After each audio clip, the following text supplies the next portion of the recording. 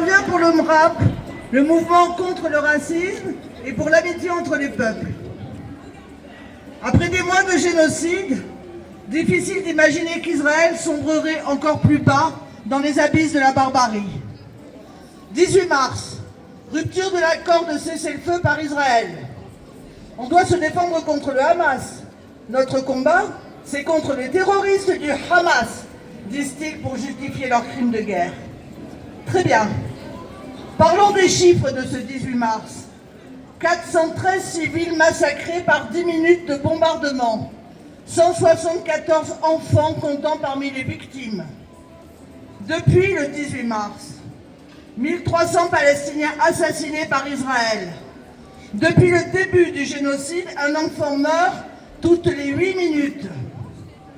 Pour honorer par une minute de silence la mémoire de chacun de ces morts, nous devrions nous taire plus de 300 heures.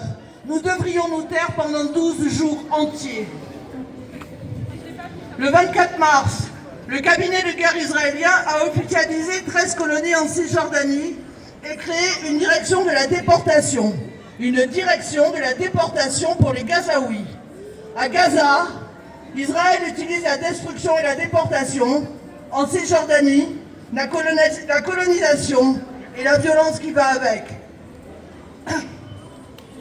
À Gaza, le 7 octobre continue d'être utilisé comme prétexte pour justifier l'horreur.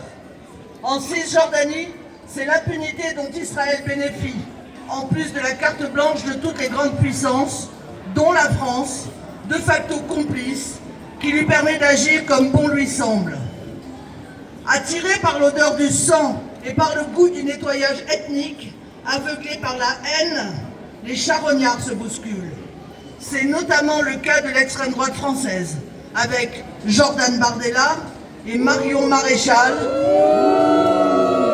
qui se sont envolés ce mardi pour contempler le massacre. Chaque jour, l'international fasciste et leurs médias corrompus instrumentalisent de façon abjecte la lutte contre l'antisémitisme.